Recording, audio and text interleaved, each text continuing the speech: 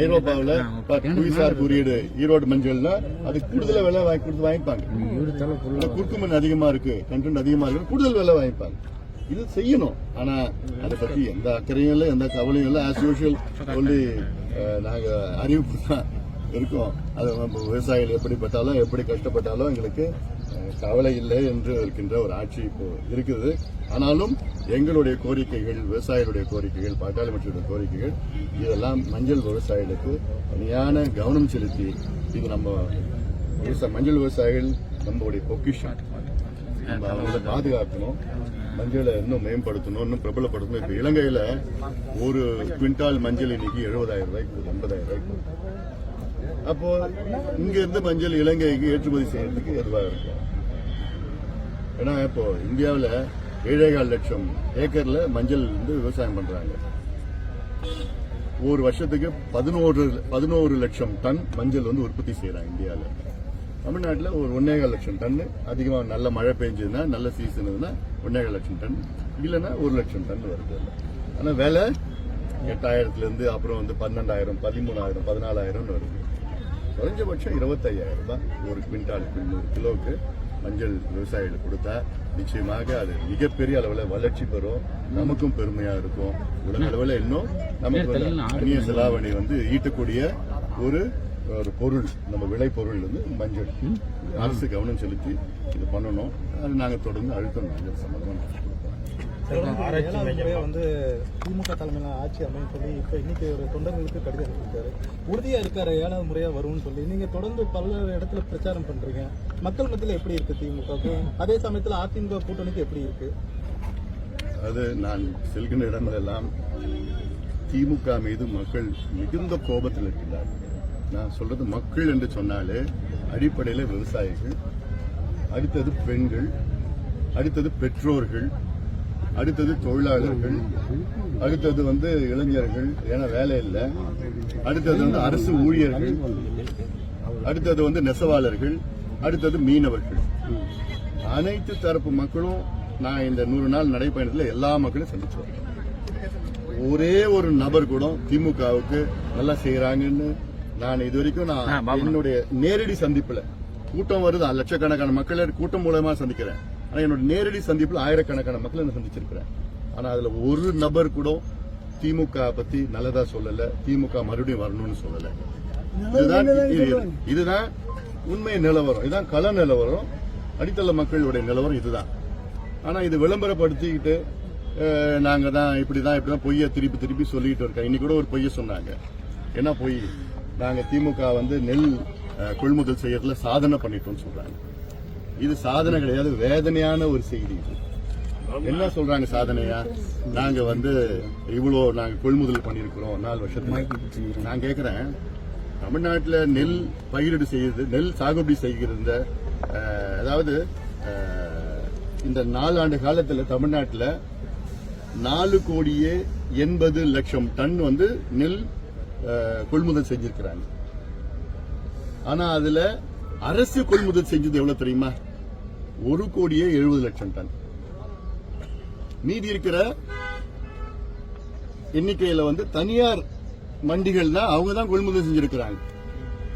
அதாவது ஒரு வருஷத்துல தமிழ்நாட்டில் 1,20,00,000 டன் நெல்லை வந்து கொள்முதல் செய்யறாங்க. அதுல தமிழ்நாடு அரசு வெறும் 40 லட்சம் டன் தான் கொள்முதல் செய்யுது. மீதி 80 லட்சம் டன் தனியார் கொள்முதல் செய்யறாங்க. நீ 3ல் 1 பங்கு தானே கொள்முதல் செய்யற. ஏன் அதிகமா கொள்முதல் செய்யக்கூடாதா? செய்ய முடியாதா? ஆக தமிழ்நாட்டில் கடந்த 4 ஆண்டு காலத்தில் 4,80,00,000 டன் நெல் கொள்முதல் செய்யப்பட்டது. அதில் தமிழ்நாடு அரசு கொள்முதல் செஞ்சது 1,70,00,000 டன் தான். இதுல என்ன பெருமை இருக்கு? இதுல என்ன சாதனை இருக்கு? இது ஒரு பக்கம். அடுத்தது இருக்கிற கொள்முதல் நெல்லை வந்து உங்களுக்கு சேமிக்கிறதுக்கு துப்பு கிடையாது, சேமிக்கிறதுக்கு இடம் இல்ல. 60 ஆண்டு காலம் ஆண்டுட்டு இருக்கீங்களே, 67 ஆட்சியில் இருக்கிறீங்களே, மாறி மாறி 8வது முறை 9வது முறை 7வது முறை பீத்துக்கிறீங்களே. ஏன் நீங்க டெல்டாக்காரன்னு சொல்லிக்கிறீங்களே நீங்க தான். ஏன் அந்த டெல்டாவில் உங்களுக்கு நெல்லை கஷ்டப்பட்டு பயிர் செய்து விவசாயிகள் அதை சேமிப்பதற்கு உங்களுக்கு துப்பு கிடையாது. நெல்லு நீர்ல போயிடுது, நெல்லு முளைச்சு போயிடுது, இடம் இல்லைன்னு சொல்றீங்க. 60 ஆண்டு காலம் என்ன பண்ணீங்க நீங்க? ஒரு அடிப்படை கட்டுமானங்கள் உங்களால் உருவாக்க முடியலையா? இப்போ தமிழ்நாட்டில் 513 சேமிப்பு கிடங்குகள் இருக்கிறது. அதுல கெப்பாசிட்டி எவ்வளவுன்னா 19 லட்சம் டன்னு நெல்லை சேமிக்கலாம். ஆனா தேவை எவ்வளவு தெரியுமா? 35 லட்சம் டன்னு நெல்லை சேமிக்கிற கெப்பாசிட்டி வேணும். இருக்கிறது 19 லட்சம் டன்னு. இதுல என்னன்னா கடந்த ஆண்டு கொள்முதல் செய்த நெல் அதுல இருக்கு. இப்போ குறுவையில கொள்முதல் செய்யறது இடம் இல்ல, அங்க வைக்கிறது இடம் இல்ல. ஏன் இல்ல இடம் இல்ல? 60 ஆண்டு காலம் என்ன பண்ணீங்க? விரிவாக்கம் பண்ணிருக்கலாமே. இந்த நெல்லை கொள்முதல் செய்து அதுக்கு பெரிய பெரிய ஃபெசிலிட்டிஸ் இன்ஃப்ராஸ்ட்ரக்சர் கட்டிருக்கலாமே. அடிப்படை டெல்டா காரன் சொன்னா போதாது. டெல்டா மக்களுடைய பிரச்சனைகளை கண்டறிந்து அதுக்கு தீர்வு கொண்டு வரணும். 60 ஆண்டு காலம் உங்களுக்கு மக்களுக்கு காலம் கொடுத்திருந்தாங்க. 60 ஆண்டு காலத்தை செய்யாதது நீங்க இதுக்கப்புறம் செய்ய போறீங்களா என்ன? அதனால மக்கள் இன்னைக்கு சிரிச்சிட்டு இருக்கிறாங்க, கோபத்தில் இருக்கிறாங்க. அன்றாடம் ஏதாவது ஒரு பொய்ய பேசணும். இப்ப நான் கேட்கிறேன், இந்த 4 மாவட்டத்தில் தஞ்சாவூர், திருவாரூர், நாகை, மயிலாடுதுறையில 4 மாவட்டத்தில் கிட்டத்தட்ட 914-15 கொள்முதல் நிலையங்கள் இருக்கு, ப்ரொக்யூர்மெண்ட் சென்டர் இருக்கு, டிபிசி இருக்கு. அதுல ஒரு நாளைக்கு 1000 மூட்டைன்னு நீங்க சொல்றீங்க. 40 கிலோ ஒரு மூட்டை, 1000 மூட்டை 40 டன் ஒரு நாளைக்கும். இப்ப நீங்க இந்த குறுவையில செப்டம்பர் 1 இருந்து தீபாவளி வரைக்கும் 50 நாள் இருந்தது. இந்த 50 நாள்ல நீங்க சொல்ற கணக்குப்படி 915 சென்டரும் டிபிசி சென்டரும் நெல்லை வந்து கொள்முதல் பண்ணிருந்தாங்கன்னா நீங்க 16 லட்சம் டன் நெல்லை இன்னைக்கு கொள்முதல் பண்ணிருக்கலாம். 50 நாள்ல 50 நாள் கூட விட்டு ஒரு மாசம் நான் கேட்கிறேன். செப்டம்பர் 1 இருந்து செப்டம்பர் 30 வரைக்கும் 30 நாள்ல தமிழக அரசு நீங்க சொல்ற கணக்குப்படி கொள்முதல் செஞ்சிருந்தீங்கன்னா 11 லட்சம் டன் நெல்லை கொள்முதல் செஞ்சிருக்கலாம் 30 நாள்ல. நீங்க சொல்ற கணக்கு தான். ஆனா இன்னைக்கு 5.5 லட்சம் டன் கொள்முதல் செஞ்சிருக்கிறாங்க. அப்ப விவசாயிகள் எங்க போவாரு? வடகிழக்கு பருவம் வருதுன்னு தெரியுது, போன வாரமே வந்துடுச்சு. அதுக்குள்ளே நீங்க பண்ணிருக்கணுமே. குறுவை முடிஞ்சு போச்சு.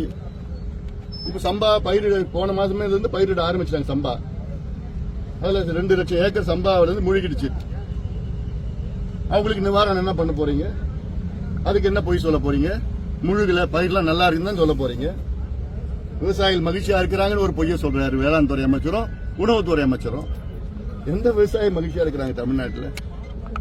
எரிச்சல் இருக்கிறாங்க, கோவத்தில் இருக்கிறாங்க, ஆத்திரத்தில் இருக்குதுன்னா நான் பார்த்தது 100 நாள் நடைபயணம். எல்லா விவசாயிகளும் இன்னைக்கு காத்துட்டு இருக்கிறாங்க. எலெக்ஷன் எப்படா வரும், திமுக எப்படி வெளியேற்றலான்னு. அந்த அளவுக்கு கோபம். கரூர் சம்பவத்துல 1 மாசம் கழிச்சு உயிரிழந்த குடும்பத்தை வந்து நாளைக்கு வந்து மாமல்லபுரத்துல விஜய் சந்திக்கிறாரு.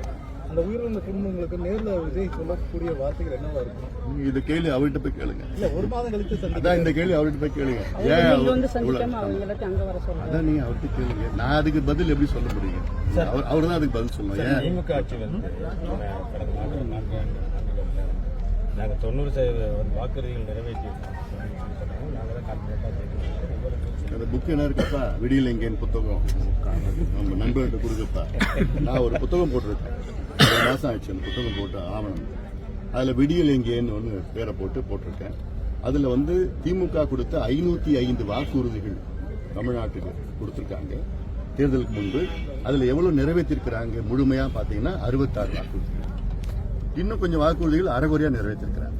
ஆக அவங்க முழுமையாக நிறைவேற்றிய புத்தகமே போட்டிருக்கிறேன். இது வந்து நான் சும்மா பேசுறது கிடையாது. அந்த புத்தகம் திமுக கிட்ட கொடுத்திருக்கிறேன். இன்ன வரைக்கும் பதில் வரல எனக்கு. ஆக வெறும் 66 வாக்குறுதிகள் முழுமையாக நிறைவேற்றிருக்கிறாங்க. 66னா எவ்வளவு விழுக்காடுன்னா பாத்தீங்கன்னா 13 விழுக்காடு. 505ல 66னா 13 விழுக்காடு. 13 விழுக்காடு தான் நிறைவேற்றிருக்கிறாங்க. 87 விழுக்காடு நிறைவேற்றல. அப்புறம் இவங்க 90 விழுக்காடு நிறைவேற்றினாங்க எப்படி சொல்றாங்க? எந்த வகையில சொல்றாங்க? இன்னொரு பொய்ய சொல்லியிருக்கிறாங்க. 11,32,000 கோடி தமிழ்நாட்டில் முதலீடு நடந்திருக்குன்னு சொல்றாங்க இந்த அவங்க ஆட்சி காலத்துல. உண்மையிலே பாத்தீங்கன்னா 1 லட்சமோ 1.25 லட்சம் கோடி தான் முதலீடு நடந்திருக்கு. அதுக்கும் நான் ஒரு புத்தகம் போட்டிருக்கேன், இன்னும் வெளியில வரப்போகுது. ஏன்னா இவங்க உண்மைகள்லாம் சும்மா பொய்ய சொல்லிட்டாங்க. 1 லட்சம் கோடி முதலீடு வந்ததை 11,32,000 கோடி முதலீடுன்னு பொய்ய சொல்லிட்டு இருக்கிறாங்க. புரிந்துணர்வு ஒப்பந்தம் வேற, அது யார் வேணா கையெழுத்து போட்டு போலாம். அமைச்சரவை ஒப்புதல் கொடுத்ததே 1,30,30,000 கோடி தான். அப்புறம் இவங்க இப்ப 11,32,000 கோடி முதலீடு வந்தது எப்படி சொல்லுவாங்க? ஆக அவங்க வாயை திறந்தாலே இந்த கோயபல்ஸ் பிரச்சாரம் பொய்ய திருப்பி திருப்பி சொல்லி தமிழ்நாட்டுக்கு திமுக முதலீடு செஞ்சது ஒன்னே ஒண்ணுதான், என்ன? பொய்ய மட்டும்தான் முதலீடு செஞ்சுட்டு இருக்குது, இன்னும் செய்யுது. ஆனா பொய்யெல்லாம் மக்களுக்கு தெரிஞ்சு போச்சு, இன்னும் எடுபட போறது இல்லை. சார், கடந்த சில நேரம் செம்பரம்பாக்கம் ஏரியில அந்த முறையான அறிவிப்பு எனக்கு கொடுக்கலன்னு சொல்லிட்டு செல்வபுரத்துக்கு வந்து அமைச்சர் மேல ஒரு கடுமையான விமர்சனங்கள் இருக்குது. எப்படி பாக்குறீங்க? எனக்கு என்னன்னா, அடுத்தது முறை அந்த செம்பரம்பாக்கம் ஏரி திறக்கிறதுக்கு முன்னாடி அமைச்சர் வந்து செல்வப்பெருந்தைய வீட்டுக்கு போயிட்டு ஒரு வெத்தலைப்பாக்கு தாம்பலத்துல வெத்தலைப்பாக்கு பழம் எல்லாம் வச்சு, ஐயா நாங்க செம்பரம்பாக்கம் திறக்க போறோம் ஐயா, உங்களுக்கு நாங்க அறிவிக்கிறோம்னு சொல்லணும்னு நினைக்கிறேன். செல்வ பெருந்தகைக்கும் செம்பரம்பாக்கம் ஏரிக்கு என்ன சம்பந்தம் இருக்கு? சமூக நீதியை வருது இல்ல, அதான் செல்வ பெருந்தகைக்கும் அவர் ஒரு காங்கிரஸ் கட்சி தமிழ்நாடு தலைவர், அவர் தொகுதியில கூட இருக்கலாம். அவருக்கும் செம்பரம்பாக்கம் ஏரிக்கு என்ன சம்பந்தம் இருக்கு? இன்னொன்னு நான் கேட்கிறேன், முதலமைச்சருக்கும் செம்பரம்பாக்கம் என்ன சம்பந்தம் இருக்கு? அமைச்சருக்கும் செம்பரம்பாக்கத்து என்ன சம்பந்தம் இருக்கு? அதிகாரி, அங்க இருக்கின்ற அதிகாரிக்கு தான் சம்பந்தம் இருக்கு. அங்க இருக்கிற அதிகாரிகள் எப்போ திறக்கணும், எப்போ மூடணும், எவ்வளவு திறக்கணும் அதிகாரிகள் முடிவு பண்ணணும். இது அமைச்சரோ முதலமைச்சரோ யாரோ காத்துட்டு இருக்க கூடாது, கையெழுத்து போட்டு அவங்க தான் காத்துட்டு இருக்கணும், இவங்க திறந்து விட்டா இவங்க சொன்னதான் திறக்கணும்லாம் கிடையாது. இது வெள்ளக்காரன் காலத்துல பண்ண, இது தேவையில்லாம ஒண்ணு. வெள்ளக்காரன் வந்து நம்ம தமிழ்நாட்டில் மட்டும் இந்தியாவில் உள்ள நம்ம நீர் மேலாண்மைக்கு மூலமாக ஒரு கண்ட்ரோல் வைக்கணும்னு பார்த்தான். டேம் எல்லாம் அவன் கண்ட்ரோல் எடுத்துக்கிட்டான், எல்லாமே அவன் கண்ட்ரோல் எடுத்துக்கிட்டான். ஏன்னா அப்ப எப்ப திறக்க விட சொல்றோம்னா, ஏன்னா மக்களை கண்ட்ரோல் பண்ணதுக்கு இது. இன்னுமா நம்ம அதை பின்பற்றுறோம்? சாத்தனூர் அணையில இதான பிரச்சனை ஆயிடுச்சு. முதலமைச்சர் அனுமதி கொடுக்கணும், அமைச்சர் அனுமதி கொடுக்கணும்னு எப்ப கொடுத்தாங்க? ராத்திரி 1:30 மணிக்கு. இதுக்கு முதலமைச்சருக்கு உங்களுக்கு என்ன சம்பந்தம் இருக்கு? அமைச்சருக்கு என்ன சம்பந்தம் இருக்கு? எம்எல்ஏக்கு என்ன சம்பந்தம் இருக்கு? அவங்க எப்ப வேணா திறக்கட்டும், அதிகாரிகள் தான் இதுல சம்பந்தப்படுத்தணும். அதுல இருக்கிற சிஇ, ஜேஇ, ஏஇ எல்லாமே அவங்க தான் இதுல முடிவு பண்ணணும், எப்ப திறக்கணும், என்ன திறக்கணும்னு இருக்குது. விரைவில் வர இருக்கிறது அடுத்தது. இப்ப பாமக நிலைப்பாடு விரைவில் முடிவு பண்ணணும். ஏற்கனவே தேர்தல் ஆணையத்துல போயிட்டு இப்ப நீங்க என்ன பண்ண போறீங்க? மக்களோட சந்திக்கிறீங்க, மக்களை சந்திச்சுட்டே இருக்கீங்க, அதன் அடிப்படையில கூட்டணி இருக்குமா? வருகின்ற தேர்தலுடைய கூட்டணி நிலைப்பாடு விரைவில் அறிவிக்கும்.